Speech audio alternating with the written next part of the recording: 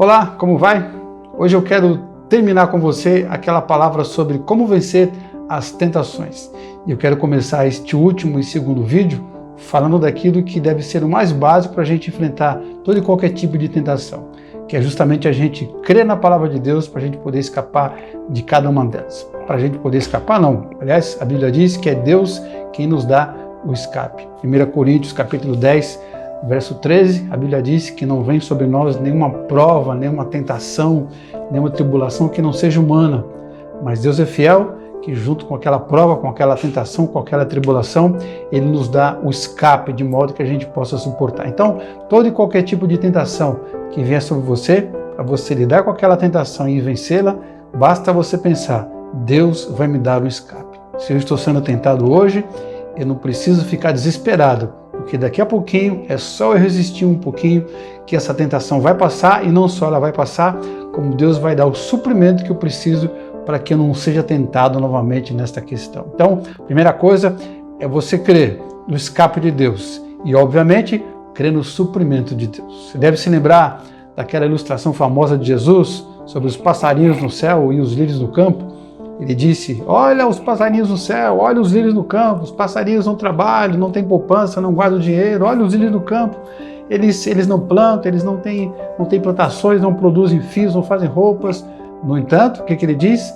Que Deus alimenta todos os passarinhos e que Deus veste a erva do campo. Ou seja, se Deus propicia o suprimento necessário para os animais, para os seres mais insignificantes, quanto mais para a gente, que somos a menina dos olhos dele. Então você precisa crer que Deus vai suprir a sua necessidade. Mas presta atenção, você tem que fazer isso sem se deixar confundir pelo diabo. Não se esqueça que a gente está falando de uma tentação. E como eu te falei também no último vídeo, uma parte das tentações virão por boca do diabo. Uma voz das trevas soprando na sua mente, na sua orelha, alguma coisa errada para você fazer. E junto com essa tentação, ele pode soprar dúvidas no seu coração. Por isso que a Bíblia diz para a gente levantar o escudo da fé, para que esses dardos inflamados do maligno não entrem na nossa alma. Ou seja, você não pode dar ouvido para aquilo que o diabo, que os demônios falarem na sua cabeça. Quando você estiver sendo tentado, talvez venha na tua mente um pensamento, uma palavra, dizendo que talvez Deus não faça aquilo que Ele está dizendo que vai fazer, ou aquilo que você está esperando. E aí você se lembra de um personagem bíblico que passou por isso? Que Deus disse uma coisa e depois chegou o diabo e tentou meio que confundir a cabeça daquela pessoa? Se lembra? Claro que você lembra. A Eva, quando foi tentada lá no paraíso, o que aconteceu? Depois que ela foi tentada, na hora que estava sendo tentada, o diabo chega e coloca a dúvida.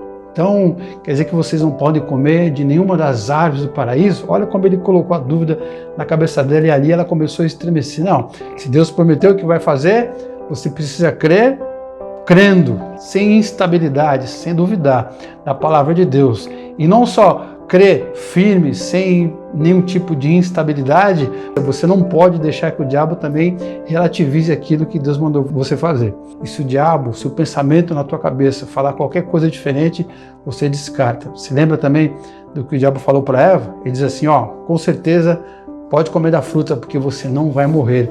Então, se vier um pensamento na tua cabeça dizendo assim, não, Deus não vai fazer isso, Deus não vai suprir, opa, isso é coisa do diabo. Pode chutar, isso não presta, não vem de Deus. Então, confie completamente em Deus. Fique na dependência de Deus. É a primeira maneira de você enfrentar e vencer as tentações que eu quero te falar nesse vídeo.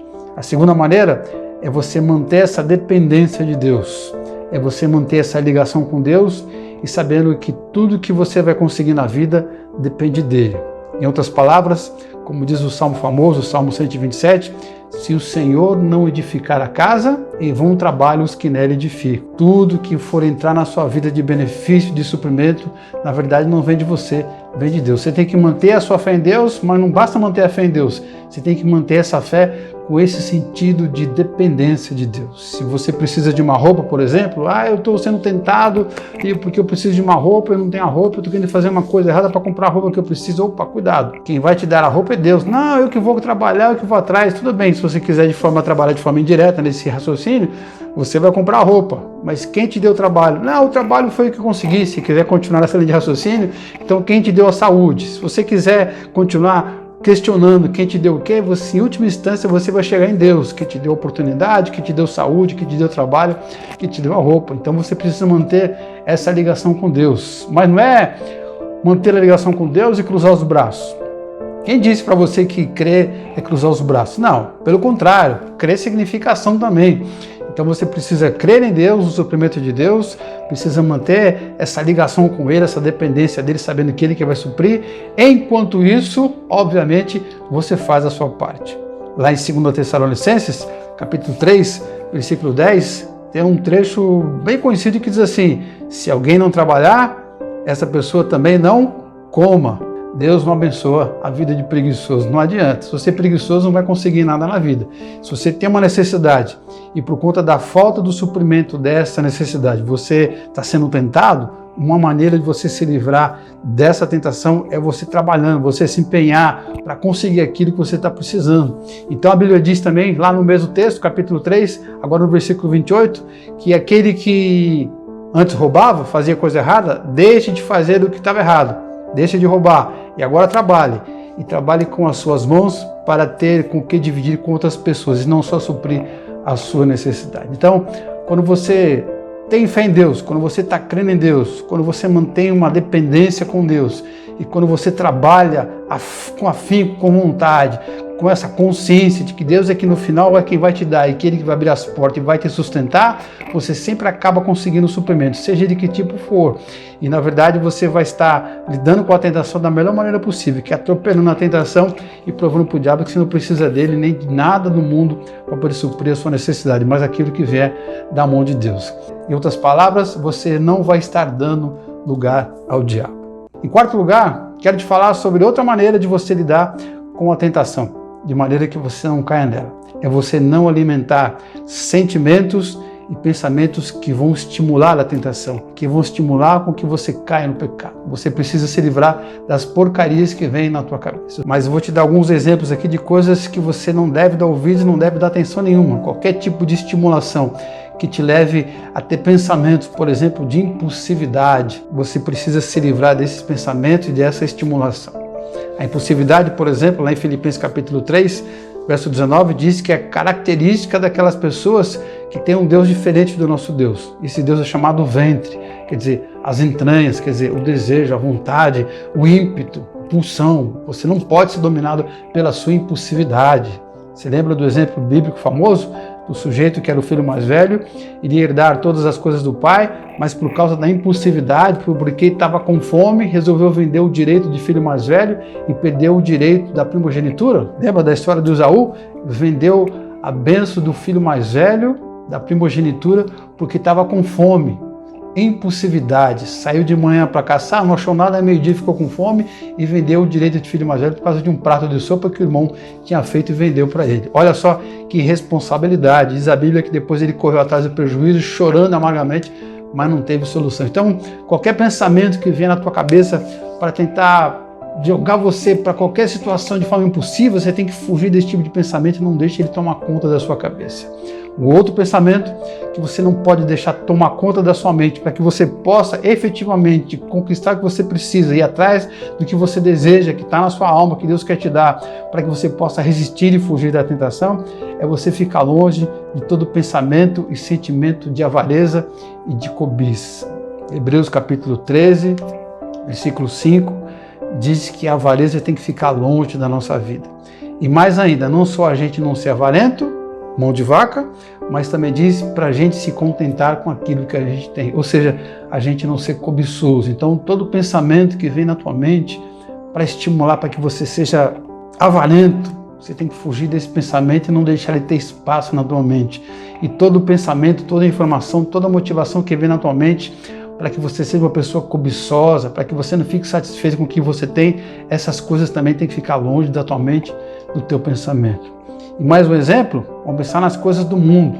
A Bíblia diz o seguinte, que tudo que é verdadeiro, tudo que é respeitável, tudo que é justo, tudo que é puro, tudo que é amável, de boa fama, se há virtude nisso, se há louvor nisso, tem que ser isso que domine o nosso pensamento. Coisas do mundo, coisas que não se caracterizam com esses atributos, coisas que não são respeitáveis, que não são justas, que não são amáveis, que não são de boa fama, que não edificam, você não pode deixar que essas coisas dominem a sua mente, porque quando a tua mente está dominada por essas coisas, fatalmente você não vai resistir à tentação. E eu não quero que isso aconteça com você. Um outro exemplo, uma outra coisa que você pode fazer para poder se livrar das tentações é você tomar a decisão de não cair na tentação. Parece ser meio óbvio, não é? Mas na verdade não é óbvio não. Infelizmente, muitas pessoas caem na tentação porque quando a tentação chega, elas estão em cima do muro. Elas não tomaram a decisão de jamais cair na tentação. Se lembra daquele conselho de Jesus, bem radical, quando ele diz assim, olha, se a tua mão direita te faz pecar, o que ele diz? Arranca a mão direita fora. O que Jesus quer dizer? Que se eu pecar com a minha mão direita ou com o meu olho direito, eu devo arrancá-los? Literalmente não, óbvio que não. É uma forma de linguagem. É a maneira de dizer que você precisa ser radical contra aquilo que pode te levar para o pecado. Ou seja, você tem que tomar uma decisão antes mesmo que a tentação chegue. Um exemplo prático disso, você lembra da história do profeta Daniel? Quando ele chegou no reino da Babilônia, ele estava num mundo completamente pagão, com costumes, com doutrinas, com teologia diferente da dele, com Deus diferente do Deus verdadeiro. Mas diz a Bíblia, lá em Daniel capítulo 1, versículo 8, que quando chegou na Babilônia, ele tomou firmemente no seu coração a decisão de não se contaminar com nenhuma comida que fosse impura, aquilo que estava sendo oferecido para ele. Ele foi levado para a Babilônia para ser escravo, mas um escravo de luxo. Para isso ele ia ser treinado, ia ser instruído e ele teria que ser alimentado, mas a alimentação ali era fora dos padrões que Deus exigia para os judeus naquela época.